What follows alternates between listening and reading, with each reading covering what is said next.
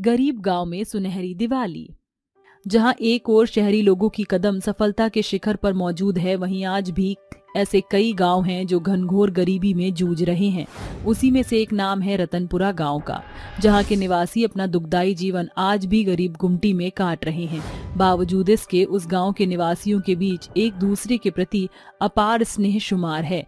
जब किसी एक के घर में चूल्हा ना जलता तो दूजा अपनी खाने की कौर खुशी से उसके आगे परोस देता। शायद यही रतनपुरा गांव की पुख्ता पहचान थी, जिसके कारण आस पड़ोस के सभी गांव में उनके भले बर्ताव की बड़ाई हुआ करती थी। चढ़ते सूरज की लालिमा के साथ गांव की औरतें घरेलू काम करती तो वहीं उनके पति खेती बाड़ी करके 2 वक्त का दाना पानी जोड़ने में जुटे रहते और रात को सभी गाँव के प्रांगण में बैठकर एक दूसरे के संग समय साझा करते। क्या बात है बैरागी मौसी, किस गहरी सोच के सागर में गोते लगा रही हो? कुछ नहीं दामोदर बेटा, सत्तू के बारे में सोच रही हूँ। कितना बखत हो गया उसको शहर गए, अब तक कोई चिट्ठी संदेश नहीं आया। मेरी बूढ़ी आंखें निष्दिन सोते जागते उसके आने की बाट जोहती हैं। दीपावली आने वाली है, मेरे पास इतना दाम भी नहीं बचा कि दीपावली पर लक्ष्मी पूजन कर सकूं। फिर इस महंगे दौर में तेल का दाम तो बुलंदियों पर है और दिवाली का त्योहार दियों से जुड़ा है। तू ही बता, बिना दाम के कैसे मनेगी मेरी दिवाली? अरे मौसी, सत्तू नहीं है तो क्या हुआ, हम भी तो त्योहार सपूत हैं। अभी दीपावली आने में बखत है। दिए तेल बाती, यहाँ तक कि पूरी पकवान बनाने के पैसे तो तुम्हारा मुंह बोला बेटा तो दामोदर दे ही देगा। जुग जुग जी बेटा, तेरा इतना कहना ही मुझ बुढ़िया के लिए बल है। देखते ही देखते दीपावली का समय पास आ जाता है। सभी गरीबों के घर में दीपावली की साफ सफाई शुरू हो जाती है, जिसके बाद कैलाशी और रमैया कहती हैं, कैलाशी बहन, दीपावली में ज्यादा बखत नहीं है। हमारे पति दिन रात कटाई बुआई कर रहे हैं ताकि हम गरीब गांव वालों की दीपावली अब के बरस सुनहरी हो सके। क्यों ना हम गांव की औरतें दीपावली के लिए माटी के दिए बनाना शुरू कर दे। इससे तो जो पैसे माटी के लिए मोलने में खर्च होंगे वह सोझे तौर से बच जाएंगे। हाँ रमैया, एकदम खरी बात कही है तुमने। माँ लक्ष्मी ना करें इस दीपावली पर हमारे गांव के किसी भी घर में दीपावली के दिन दाने की घटी हो। अगर ऐसा होता तो उस पैसे से उनके घर में भी पूरी पकवान बन जाएगा। गांव की तमाम औरतों का तबका मेहनत मजदूरी से दीपावली के दिए बना लेती हैं। देखते ही देखते दीपावली में 2 दिन शेष रह जाते हैं कि गांव में रहने वाला लोचन का हताश चेहरा देखकर बसंता और दामोदर कहते हैं, क्या बात है लोचन, गांव में सभी के चेहरे दीपावली के आने की खुशी से खिलखिला रहे हैं, मगर तुम्हारा चेहरा मुरझाया है। क्या बताऊं भाई, पिछले 3 महीने से मैं माखन सिंह के खेत में भूखा प्यासा रहकर ताबड़तोड़ मेहनत कर रहा था ताकि ये दिवाली मुझ गरीब के घर के लिए सुनहरी हो सके, मगर उस मक्खन सिंह ने अपना काम निकाल कर मुझे मक्खी की तरह निकाल फेंका। मेरे जी तोड़ मेहनत के बदले में उस मखर माखन सिंह ने मुझे एक पाई भी नहीं दी। आज से ठीक 2 दिन बाद दिवाली है और ऐसे में दिवाली का सुनहरा त्योहार मनाना तो दूर, मेरे घर में तो दाने के लाले पड़े हुए हैं। ये सुनकर बसंता अपनी जेब टटोलता है। अरे भाई, दिवाली का त्योहार है, पूरी पकवानों से ही पूरा नहीं होता, बल्कि एक दूसरे का दुख सुख साझा करने से होता है। इन पैसों से तेरे घर का चूल्हा उदास ना रहेगा, यही मेरे खातिर दिवाली की खुशी है। मैं नहीं चाहता कि मेरा दोस्त लोचन इस दिवाली पर खुद को लाचार महसूस करे। ये सुनकर लोचन की आंखों से गरीबी की फुहार फूट पड़ती है। आकाश मंडल में कमल पुष्प पर विराजमान माँ लक्ष्मी को मंद मंद मुस्काता देखकर दासी कहती है, हे माँ लक्ष्मी, देख रही हैं आप, इन मनुष्यों के बीच में कितना मधुर मेल मिलाप है। दाने दाने का मोहताज होने के बावजूद भी ये आप पर कोई दोष नहीं लगा रहे, अपितु सभी जन अपने बदहाली में भी दीपावली की बाट जोह रहे हैं। कलयुग के दौर में ऐसा सुनहरा सोच रखने वाला गाँव तो केवल रतनपुरा ही हो सकता है। हे दासी, किसी भी नतीजे तक पहुंचने से पहले रतनपुरा गांव में जाकर इनकी परीक्षा करूंगी। इस दौरान इनका सत्य आचरण सिद्ध हो पाएगा। ये कहकर माँ लक्ष्मी आकाश मंडल से ओझल होकर एक भूखी भिखारिन का भेष धरे उस गरीब के गांव में दस्तक देती है और सबसे पहले बूढ़ी बैरागी के घर का द्वार खटखटाती हैं। अम्मा, बड़ी दूर डगर से आई हूँ, कुछ खाने को दे दो। ये सुनकर बैरागी अपने मन में कहती है, हे माँ लक्ष्मी, भूख के मारे इस भिखारिन की दशा तो बेहद दयनीय है। मुझसे ज्यादा इसे रोटी की जरूरत है। बैरागी अपनी भूख मारकर अपने आगे की रोटी उसे परोस देती है, जिसे खाकर माँ लक्ष्मी दामोदर के घर आती हैं। दामोदर का परिवार अभी खाने को ही बैठा था। उसकी थाली में नमक और 2 रोटी थी। अरे भैया, इस भूखी को थोड़ा भोजन दे दो। कोई रोज से पेट में दाना नहीं गया। कोई बात नहीं, तुम वही दे दो। उसकी दयनीय दशा देखकर दामोदर ना सिर्फ उस भिखारन को अपने आगे परोसे थाली का खाना देता है, बल्कि वह पैसे भी उसे दे देता है जो उसने दीपावली के दिन लक्ष्मी पूजन और पूरी पकवान के लिए कड़ी मेहनत से कमाया था। दामोदर की दरियादिली देखकर माँ लक्ष्मी अत्यंत खुश होती हैं। इसी तरह माँ लक्ष्मी भिखरन के भेष में सभी गरीब जन की परीक्षा करती हैं। इस गांव के गरीब जन अपनी सुनहरी सोच से संसार के संपूर्ण मानव जाति से अमीर हैं। ये देखकर मेरा मन गदगद हो उठा है। इसीलिए इसी पलछिन इन सभी के द्वार सुनहरे सोने के दियों से सुशोभित हो जाएंगे और इस दीपावली पर इस गांव की गरीबी दूर हो जाएगी। माँ लक्ष्मी के शब्दानुसार गांव के सभी गरीबों के दीवट सोने के चमचमाते दियों से सज जाते हैं। दीपावली की सवेरे जब सारा गांव नींद से जागता है तो वह अपने द्वार के दीवट पर सोने के दिए रखकर दंग हो जाती है। अरे दामोदर, बसंत, बैरागी मौसी, देखो मेरे घर के आगे सोने के दिए। अरे हम सभी के घर के दीवट पर भी इसी तरह के सोने के दिए जलते मिले हैं। ये सुनहरे सोने के लिए हम सभी गरीब के घरों के आगे साक्षात माँ लक्ष्मी की दया दृष्टि का प्रारूप है। चलो उन्हें बेचकर दीपावली की जरूरतें पूरी करते हैं। गरीब गांव का सारा समुदाय सोने के दियों को सुनार के हाथों बेचकर मिले हुए पैसों से दीपावली के दिन खूब सारी खरीदारी करके अपने घरों को सजाते धजाते हैं। दीपावली की रात सभी जन नया पहरावा पहनकर खूब सारे पटाखे जलाकर मिठाइयाँ और पकवान खाते हुए दीपावली का पर्व मनाते हैं। सभी के चेहरे पर खुशियों की खुमारी दीपावली के अंधेरी रात को तेज से भरी रहती है। देखते ही देखते दीपावली की रात बीतने के साथ सुनहरा सवेरा दस्तक देता हुआ और एक बार फिर सभी के दीवट, हैंडपंप, कुएं, पेड़ पौधों के इर्द गिर्द भी सोने के सैकड़ों सुनहरे दिए रखे हुए दिखते हैं। कैलाशी, ये सोने के दिए माँ लक्ष्मी की दया दृष्टि है। माँ लक्ष्मी ने हमारे गांव की गरीबी दूर करने के लिए दीपावली की भेंट स्वरूप इन दियों को दिया है। यह सुनकर सभी हर्षित हो उठते हैं।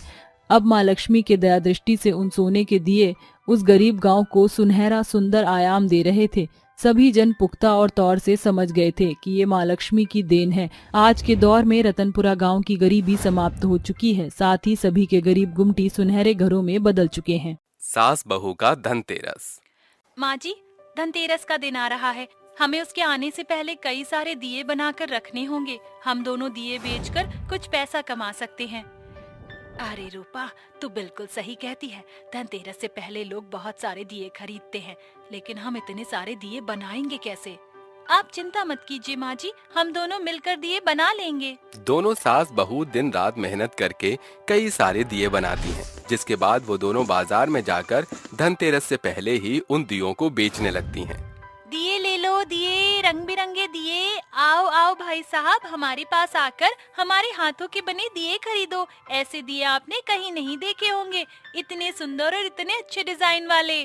चलते फिरते कुछ लोग रूपा और ललिता के पास आते हैं और उनके दिए खरीदते हैं, लेकिन इतनी मेहनत करने के बाद भी दिन भर में उनके कुल मिलाकर कुछ ही दिए बिक पाते हैं। अरे माँ जी, हमने इतनी मेहनत की, लेकिन फिर भी इतनी मेहनत करने के बाद लोगों ने हमारे दिए क्यों नहीं खरीदे?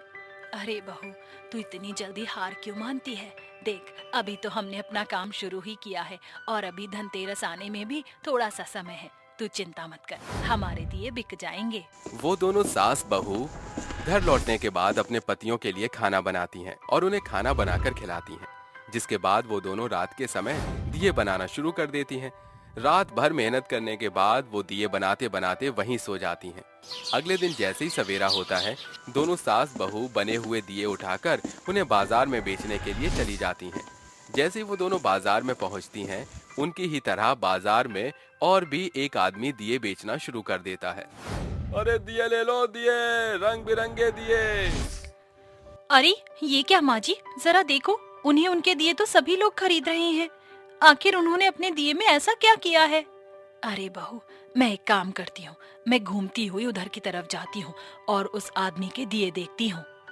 ऐसा कहकर ललिता घूमती हुई उस आदमी की दुकान के पास जाती है, जिसके बाद वो उसके रखे हुए दियों को देखने लगती है। अरे ये क्या, इसके दिए तो बड़े सुंदर दिख रहे हैं। वैसे इसने अपने दियों पर अच्छा रंग लगाया है और चमकीली भी लगाई है। हमें भी ऐसा ही कुछ करना होगा, तभी जाकर हमारा भी काम सही से चल पाएगा। ललिता ये बात आकर अपनी बहू रूपा को बताती है। अरे बहू, उन्होंने तो अपने दियों को बहुत अच्छे से सजाया है। मैं तो कहती हूँ कि हमें भी अच्छे रंग लगाकर इन्हें और चमकीला और सुंदर बनाना चाहिए, ताकि लोग इन्हें देखते ही खरीद लें। लेकिन माँ जी, हमारे पास इतने पैसे कहाँ हैं कि हम इतना सारा सामान लाकर इन दियों को सजाएं? देख बहू, कुछ पाने के लिए कुछ तो खोना ही पड़ता है। अब हमारे पास और कोई चारा भी नहीं है।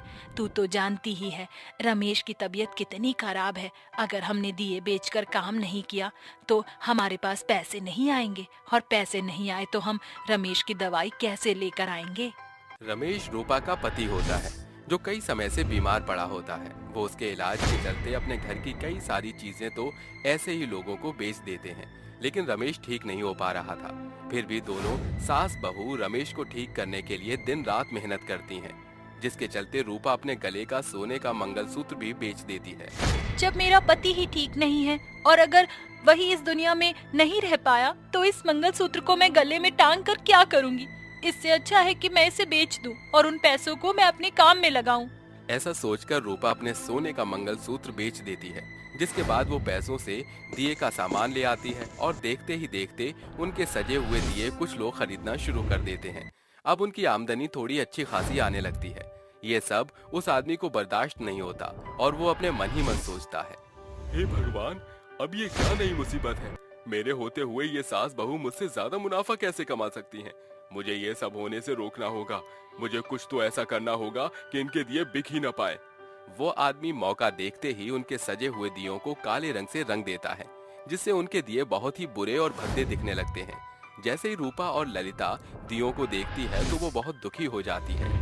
हे भगवान, मैंने कितनी मेहनत से इन दियों को सजाया था ताकि मैं इन्हें बेच सकूं, और फिर धनतेरस का त्योहार भी कल ही है। कल हमारी अच्छी खासी आमदनी हो जाती, लेकिन सारी मेहनत पर पानी गिर गया। कोई बात नहीं बहू, कभी कभी हमें जिंदगी में परीक्षण भी देनी पड़ती है। शायद भगवान हमारी परीक्षा ले रहा है, हमें इस परीक्षा को पास करना ही होगा। रूपा और ललिता दोनों मिलकर फिर से दियों के ऊपर रंग लगाना शुरू करते हैं। देखते ही देखते वो उन सभी काले दियों को सुंदर और प्यारा बना लेती हैं। जिसके बाद जैसे ही धनतेरस का दिन आता है तो गांव के सभी लोग रूपा और ललिता के सजाए हुए दिए खरीदना शुरू करते हैं। देखते ही देखते उनके दिए बिकने लगते हैं, लेकिन ये सब उस आदमी से फिर से बर्दाश्त नहीं होता और वो इस बार उनकी दुकान के पास बहुत सारे बम चुपके से जलाकर छोड़ देता है, जिसके चलते उनके सभी दिए गिरकर टूट फूट जाते हैं और उनकी सारी मेहनत खराब हो जाती है। हे भगवान, ये सब क्या हो गया? हमने कितनी मेहनत की थी इसको बनाने में। कोई बात नहीं बहू, तू चिंता मत कर, सब कुछ ठीक हो जाएगा। ये सब करने के बाद वो आदमी अपने मन ही मन खुश होने लगता है। क्या बात है, आखिरकार मैंने इन्हें हरा ही दिया। धनतेरस वाले दिन वो दोनों मायूस होकर वापस घर लौट आती हैं। जैसे ही वो अपने घर के मंदिर के अंदर लक्ष्मी माता की मूर्ति के सामने हाथ जोड़कर खड़ी होती हैं, उन दोनों की आंखों से आंसू निकल आते हैं और वो रोने लगती हैं। हे माता रानी, ये सब हमारे साथ क्या हो रहा है? आखिर हमें किस जन्म का बदला मिल रहा है? लक्ष्मी माता, आप तो धन की देवी हो, आप तो कई दुखी लोगों की मदद करती हो, तो फिर हमारी मदद आप क्यों नहीं करती हो? रूपा के इतना कहते ही लक्ष्मी माता की मूर्ति के अंदर से लक्ष्मी माता बाहर निकल कर आती हैं, जिसके बाद वो उन दोनों से कहती हैं, तुम चिंता मत करो, आज मैं तुम्हारी सारी परेशानियां हमेशा हमेशा के लिए खत्म कर दूंगी। लक्ष्मी माता ऐसा कहकर अपनी शक्तियों के द्वारा उनके घर में सोने के सिक्के ही सिक्के प्रकट कर देती हैं, जिसके बाद उनके घर में चारों तरफ सोने के सिक्के दिखाई दे रहे होते हैं। इतने सारे सोने के सिक्के देखकर रूपा और ललिता लक्ष्मी माता से कहती हैं, लक्ष्मी माता, आपने तो हमारी सभी परेशानियों को दूर कर दिया, हम आपके आभारी हैं। लक्ष्मी माता, हमारी एक छोटी सी ख्वाहिश और है। मेरे बेटे को ब्रेन ट्यूमर की बीमारी है, जिसकी वजह से हम अमीर होकर गरीब हो गए। हमारा सारा पैसा उसके इलाज में लग गया, लेकिन मेरा बेटा अभी तक ठीक नहीं हुआ। माता रानी, अगर आप मेरे बेटे पर अपनी थोड़ी कृपा बरसा दो तो हमारी सभी परेशानियां ठीक हो जाएंगी। तुम चिंता मत करो, तुम्हारा बेटा पहले से बहुत ज्यादा स्वस्थ और तुम्हारे सामने दोनों पैरों पर खड़ा हुआ तुम्हें नजर आएगा। ये मेरा तुमसे वादा है। ऐसा कहकर लक्ष्मी माता वहां से गायब हो जाती हैं। जिसके बाद धनतेरस वाले दिन ही ललिता का बेटा अपने आप खड़ा हो जाता है और उसका ब्रेन ट्यूमर भी ठीक हो जाता है, जिसके चलते ललिता और रूपा की खुशियों का ठिकाना ही नहीं होता। अब रमेश पहले की तरह नौकरी करना शुरू कर देता है, जिसके चलते उनके घर की सभी परेशानियां धीरे धीरे खत्म होने लगती हैं और अब रूपा और ललिता को दोबारा से दिए बेचकर घर चलाने की जरूरत नहीं पड़ती। अब वो सब एक साथ खुशी खुशी रहने लगते हैं। 3 प्रेग्नेंट बहू के जादुई बच्चे। हे भगवान, चारों तरफ घर फैला हुआ है, कहीं भी सफाई नहीं है। दीवारों के कोनों में तो जैसे कई दिनों से जाले लगे हुए हैं। इन तीनों को क्या घर का काम नहीं दिखता? तभी लाजवंती जोर जोर से अपनी तीनों बहुओं को आवाज लगाकर बुलाती है। अरे करमजली, कहाँ मर गई तीनों की तीनों? अरे मेरे तो करम ही फूट गए इन तीनों के घर में आने के बाद। अरे शर्म क्या अपनी माँ के घर बेच कर आई हो या फिर कानों में रुई ठूस कर बैठी हो? कहाँ मर गई तीनों की तीनों? तभी लाजवंती की तीनों बहुएं उसके पास तुरंत पहुंच जाती हैं और अपनी सास लाजवंती से पूछती हैं। क्या हुआ माँ जी, आप परेशान क्यों हैं? अरे हाँ, एक तू ही तो काम करने वाली है इस घर के अंदर, बाकी सब तो नालायक हैं। नालायक, जरा दीवारों पर देखो कितनी धूल मिट्टी है और जाले लगे हैं। क्या तुम तीनों को ये सब दिखाई नहीं देता? तभी वे तीनों चुपचाप लाजवंती की जली कटी बातें सुनती रहती हैं। अरे यही सीख कर आई हो तुम तीनों अपनी माँ के घर से? एक भी काम ढंग से नहीं कर सकती हो, बस मुफ्त की रोटियां तोड़ रही हो। लाजवंती उन तीनों को जली कटी सुनाकर वहां से चली जाती है, जिसके बाद वो तीनों तुरंत घर में साफ सफाई करने में लग जाती हैं। यही तो फर्क होता है अपनी माँ और सास में। अपनी माँ कभी काम को हाथ लगाने नहीं देती थी और सास तो यही चाहती है कि वो किसी काम को हाथ ही ना लगाए। तुम तो जानती हो हम तीनों की शादी को आज 4 साल हो गए, लेकिन हम तीनों को एक भी संतान नहीं हुई है और इसी कारण सासू माँ हमें घर की नौकरानी बनाकर रखती हैं। ये तो ऊपर वालों के हाथ में है, जब वो चाहेगा तभी कुछ हो पाएगा, इसलिए सब्र रखो, सब्र का फल मीठा होता है। ये सोचकर वो जल्दी से घर का काम कर लेते हैं और बेसहारा बच्चों के लिए खाना बनाकर उन्हें अपनी सास से छुपाकर दे आते हैं। अगले दिन सुबह वो तीनों 12 बजे तक सोती रहती हैं। अरे नास पीटियों, सुबह के 12 बज रहे हैं, लोगों के घर में दोपहर का खाना तक बन चुका है और तुम तीनों हो कि अभी तक सो रही हो? अरे कैसे मेरे भाग्य फोड़ रही हो तुम तीनों? तभी करिश्मा, समीक्षा और गुंजन तीनों ही अपनी सास लाजवंती के पास आती हैं, जिसके बाद वो उन्हें अपनी तबीयत के बारे में बताने लगती हैं। माँ जी, सुबह से केवल उल्टियाँ ही होती जा रही हैं, कुछ समझ ही नहीं आ रहा। दवाई भी खाकर देख लिया लेकिन कोई आराम नहीं, तबीयत बहुत खराब है। हम तीनों का एक जैसा हाल है। अरे कैसे आग पड़ गई तुम तीनों के अंदर, और वो भी एक साथ? इस घर का काम कौन करेगा? तभी लाजवंती अपने तीनों बेटों को बुलाती है, जिसके बाद वे तीनों उन्हें तुरंत हॉस्पिटल लेकर जाते हैं। हॉस्पिटल में जब डॉक्टर उन तीनों का चेकअप करते हैं तो डॉक्टर उन तीनों के पति से कहते हैं, हाँ, आप तीनों को मुबारक हो, आप तीनों ही बाप बनने वाले हैं। जैसे ही वो तीनों ये बात सुनते हैं वो तीनों खुशी से झूमने लगते हैं। ये तो खुशी की बात है, मैं सबसे पहले माँ को बताऊंगा, वो तो ये सुनने के बाद खुशी से पागल हो जाएंगी। जब वो तीनों अपनी पत्नियों की खुशखबरी अपनी माँ को देते हैं तो लाजवंती अपने मन ही मन सोचती है, अरे ये कैसे हो सकता है? कुछ समय पहले तो इनमें से एक भी प्रेग्नेंट नहीं हुई थी और अब अचानक से ही तीनों एक साथ प्रेग्नेंट हो गई हैं। अब इस घर के काम को कौन करेगा? हे भगवान, मुझसे तो बिल्कुल भी नहीं हो पाएगा। उस दिन घर में सभी लोग बहुत खुशी मनाते हैं, लेकिन इतनी बड़ी खुशी के बाद भी लाजवंती उन तीनों के ऊपर अत्याचार करती रहती है। ऐसे ही धीरे धीरे 8 महीने बीत जाते हैं। अब उन तीनों से घर का काम बिल्कुल भी नहीं होता। तभी एक दिन करिश्मा रसोई में गंदे बर्तन देखकर अपने मन ही मन सोच रही होती है, हे भगवान, इतने सारे बर्तन कैसे धोऊं? तभी बर्तन उसके सामने अचानक से धुल जाते हैं। वहीं गुंजन से कपड़े धुल नहीं पाते और वो बहुत परेशान हो जाती है, लेकिन तभी अचानक से कपड़े खुद धुलकर रस्सी पर सूख जाते हैं। ये सब देखकर गुंजन वहां से भागकर करिश्मा के पास पहुंच जाती है। गुंजन करिश्मा को कुछ बता दी, इतने में वहां समीक्षा आकर उन दोनों से कहती है, बहनों सुनो, इस घर में कुछ तो अजीब हो रहा है। मैं घर में पोछा लगा रही थी लेकिन मुझसे लग नहीं पा रहा था, तभी अचानक से पोछा अपने आप लगने लगा। समीक्षा की बात सुनकर करिश्मा और गुंजन अपनी बातें भी बताती हैं, जिसे सुनकर तीनों बहुत हैरान हो जाती हैं। तभी वहां लाजवंती पहुंच जाती है और घर का सारा काम देखकर खुश हो जाती है। अरे वाह, आज तो तुम लोगों ने सारा काम करके रखा है और सफाई भी। अपने सास के मुंह से पहली बार तारीफ सुनकर वो तीनों चुपचाप वहां से करिश्मा के कमरे में चली जाती हैं। आखिर ये सब कैसे हो रहा है? कहीं इस घर के अंदर कोई भूत तो नहीं है जो ये सब कर रहा है? वो तीनों बहुत ज्यादा डर जाती हैं। तभी अचानक से उनके सामने एक देवता प्रकट होते हैं। घबराने की कोई बात नहीं है, तुम तीनों के पेट में जादुई बच्चे हैं जिनकी वजह से ये सब हो रहा है। तुम्हारे बच्चे तुम्हें परेशान नहीं देख सकते। मैं इस पूरी सृष्टि का देवता हूँ, मेरी हर एक पर नजर है। जब मैंने तुम्हें मासूम बच्चों को भोजन खिलाते हुए देखा और उनके प्रति तुम्हारी ममता देखी तो मेरा दिल बहुत प्रसन्न हो गया, जिसके बाद मैंने तुम्हारी कोख के बच्चों को जादुई बना दिया। अब वो तुम्हारे लिए वो सब करेंगे जो तुम चाहती हो।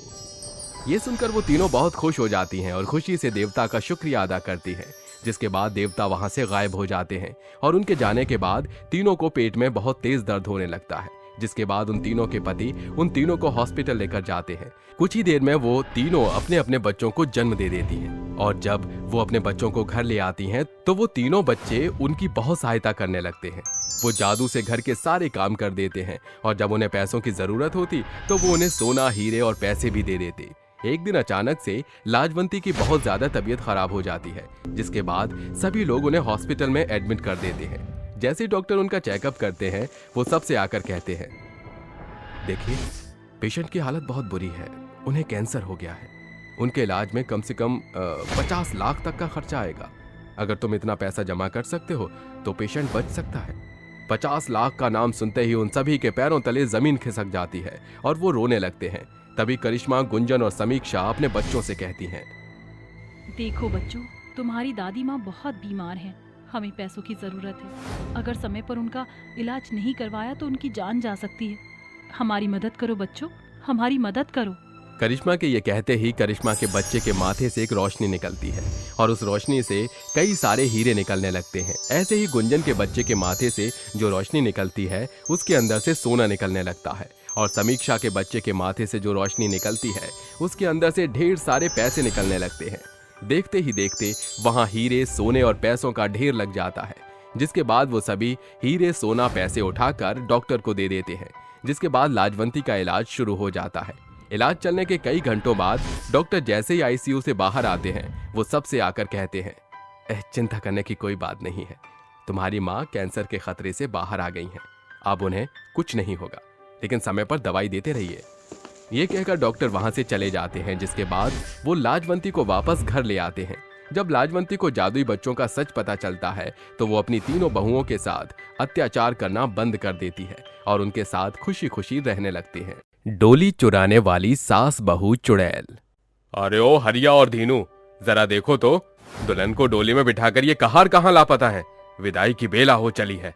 सभी जन कहारों की खोजबीन करने लगते हैं कि एकाएक दुल्हन की डोली जंगल की ओर अग्रसर होने लगती है, जैसे किसी कहार ने डोली के डंडों को अपने कंधों पर उठा लिया हो। डोली में बैठी दुल्हन की सिसकियां दूर तक सुनाई देती हैं। बाबूजी, बचाओ बचाओ, हाँ बेटी। अरे दीनू, हरिया, बचाओ मेरी बच्ची को, वो मेरी बेटी को। अरे वो मेरी बेटी की डोली को ले गया। अरे आज फिर इस गांव से एक दुल्हन की डोली और अगवा हो गई। आखिरकार कौन है ये लुटेरा जो हमारे नाक के नीचे से गांव की बहू बेटियों की डोलियां डावाडोल कर जाता है। ये पहली दफा न था जब किसी दुल्हन की डोली अचानक से गायब हो गई। ये कहानी है डुमराव गांव की, जहां पर होने वाली शादियां दुल्हनों के लिए श्राप साबित होती हैं, क्योंकि दुल्हनों की डोलियों को कहार से पहले चुड़ैल सास बहू चुरा ले जाती है। चलो रे डोली उठाओ कहार, पिया मिलन की रुताई। सासू माँ, देखो आखिरकार हम चुड़ैल सास बहू अपने चाल को चलकर डोली में बैठी दुल्हन को लोबियों के चंगुल से बचा ही लिया। हम दोनों चुड़ैल सास बहू चलायन करके दुल्हन की डोली को कब कैसे चुरा लेते हैं ये कोई नहीं जानता। दोनों चुड़ैल दुल्हन की डोली लिए जंगल में आती हैं। उनकी भयावह सूरत देखकर दामिनी दंग रह जाती है। अरे चंडाल चुड़ैलो, बरसों बरस बाद मेरा ब्याह हुआ। अग्नि के फेरों के साथ मुझ दुल्हन की डोली उठनी थी। मैं किसी की बीवी और बहू बनकर संसार सजाने वाली थी, मगर तुमने विदाई की बेला पर मुझ दुल्हन की डोली लूट ली। हम चुड़ैल सास बहू दुल्हनों की डोली क्यों लूटते हैं? इसका पता तुम्हें हमारी पिछली जिंदगी की दुखद दास्तां सुनकर ही समझ आएगा। कुछ दशक पहले मंजरी और मंगला नाम की सास बहू डुमराव गांव में रहती थीं। भाभी माँ, मैं पूरे कॉलेज में अव्वल आई हूँ। मैं तो जानती थी मेरी ननद हमारी नाक नीची नहीं करेगी। अरे अरे बस भी करो ननद भाभी का भरत मिलाप। अवनी बिटिया, अब तू सयानी हो चुकी है, समय हो चला कि तेरी शादी कर दी जाए। माँ, मेरी शादी की इतनी भी क्या होड़ है, उम्र थोड़ी भागी जा रही है। बाबूजी और भैया के जाने के बाद आप दोनों ने पहाड़ जैसा कठिन परिश्रम के साथ अपना पेट काट काट कर मुझे पढ़ाया। साल भर की पढ़ाई बाद मेरी सरकारी नौकरी हो जाएगी, तब तक इस शादी को टाल दीजिए। तेरी उम्र की सभी की बेटियों का ब्याह हो चुका, सरकारी नौकरी अपने सजन के आंगन जाकर करना। झटपट से तैयार हो जाओ, आज तुम्हें रिश्ते वाले देखने आ रहे हैं। कुछ ही देर में सरला और रघु उनके घर आते हैं। अवनी, मेहमानों का स्वागत सत्कार करो। जी माँ। सरला अवनी से कुछ सवालात करती है।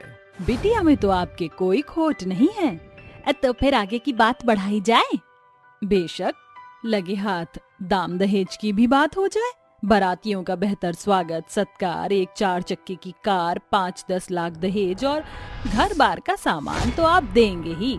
मंगला सरला की शर्त स्वीकार कर लेती है। उनके जाते ही अवनी कहती है, माँ, मैं उस घर की बहू नहीं बनना चाहती। उनके बोलबाले में ब्याह के बजाय ऐसा जान पड़ रहा था जैसे कोई मेरी बोली लगा रहा हो। अरे बेटी, दाम दहेज की बातें तो सदियों से चली आ रही हैं। इतने पैसे कहाँ से आएंगे? अरे तेरे बाबा की खेती बाड़ी किस दिन काम आएगी, उसे बेचकर दाम बटोर देंगे।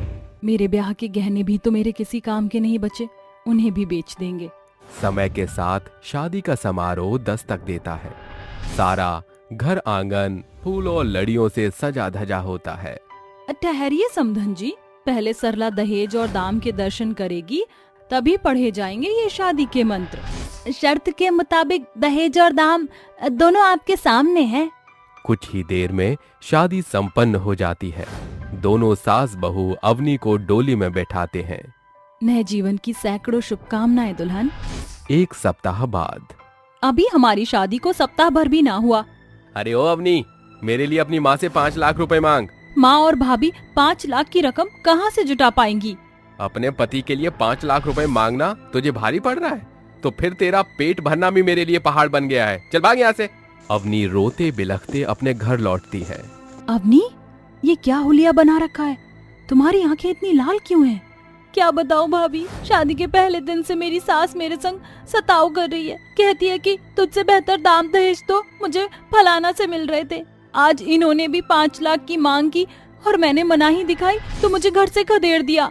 सास बहू अवनी को शांत करा के उसे सुला देती है, मगर सुबह जब वो अवनी के कमरे में आती है तो अवनी दुनिया को अलविदा कह चुकी होती है। मेरी बेटी कुछ बोलती क्यों नहीं, बता ना बहू। माँ जी, अवनी इस दुखद दुनिया को छोड़कर जा चुकी है। अवनी के ऐसे चले जाने से दोनों सास बहू को गहरा आघात पहुंचता है, जिसके कारण वो दोनों सास बहू सोब के सागर में ऐसी डूबती हैं कि उनकी सांस पर सदा के लिए पाबंदी लग जाती है।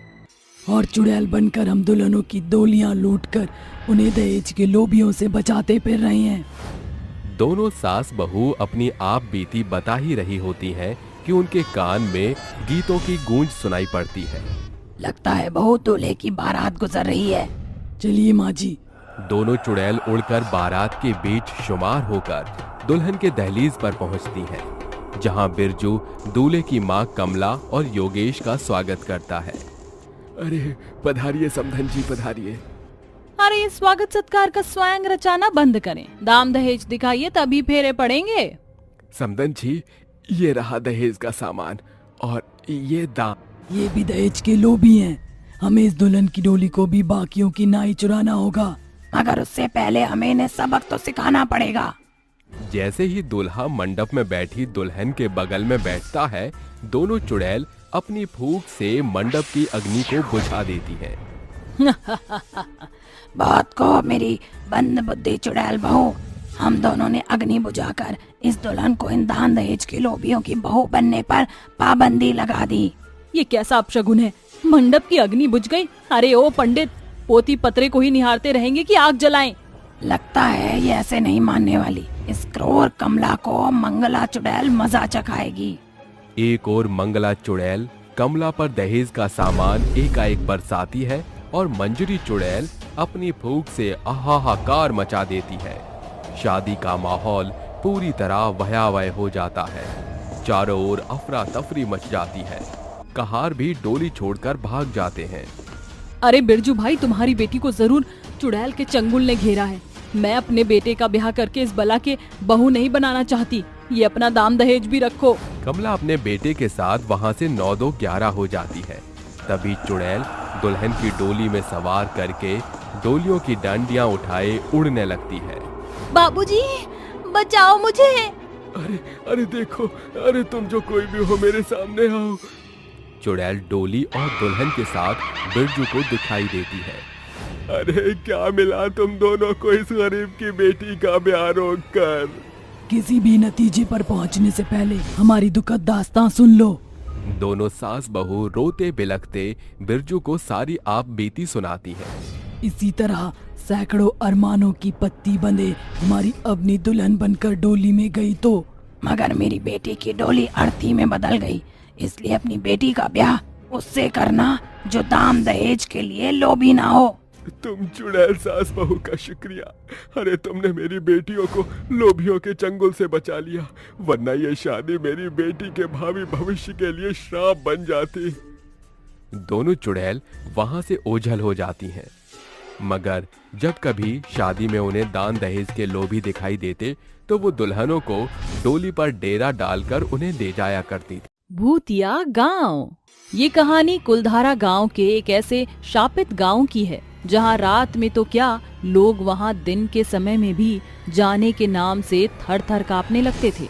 लोगों के दिलों में उस गांव का इस कदर खौफ था कि शाम होने से पहले ही उस गांव के आसपास से कोई भी नहीं गुजरता था, क्योंकि वहां रात के समय बहुत ही डरावनी आवाजें और चीखें सुनाई दिया करती थी। लेकिन एक दिन की बात है, उस रात अमावस्या की रात थी।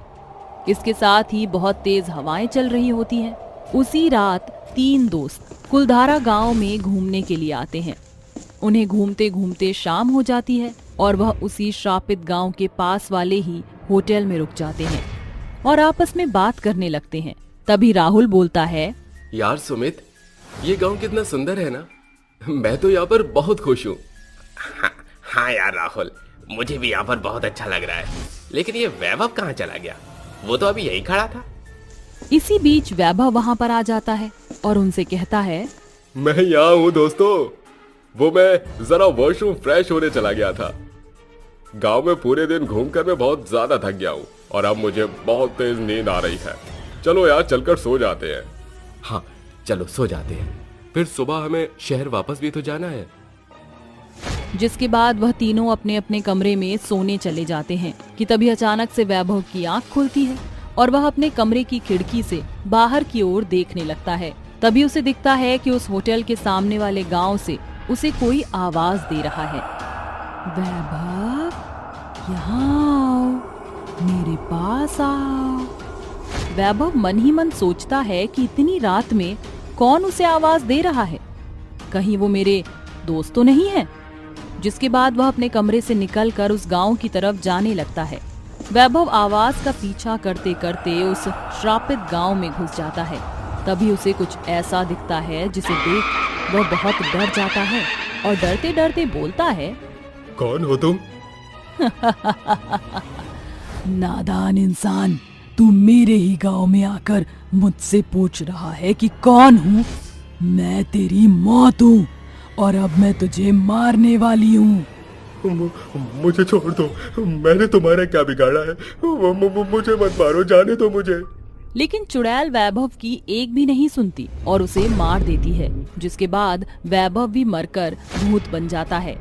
अगले दिन सुबह राहुल और सुमित वैभव को लेने उसके कमरे में जाते हैं तो वह देखते हैं कि वह अपने कमरे में नहीं है और इस बात से परेशान होकर राहुल होटल मैनेजर के पास जाता है और उससे पूछता है, क्या आपने मेरे दोस्त वैभव को देखा है?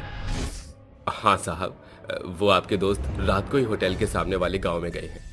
मैं उन्हें बहुत समझाया कि वहां न जाएं, लेकिन वो मेरी बात नहीं माने और चले गए। ऐसा क्या है उस गांव में जो तुम उसे जाने से मना कर रहे थे? मैंने सुना है कि वो श्रापित गांव है। उस गांव में कुछ ही लोग रहते हैं और उन्हें अपने गांव में बाहरी लोगों का आना बिल्कुल भी पसंद नहीं है। मेरी मानिए तो आप भी वहां मत जाओ, वहां बहुत खतरा है। मैनेजर की बात सुनकर राहुल और सुमित को अपनी दोस्त वैभव की चिंता सताने लगती है और वह तुरंत ही उस गांव में जाने लगते हैं।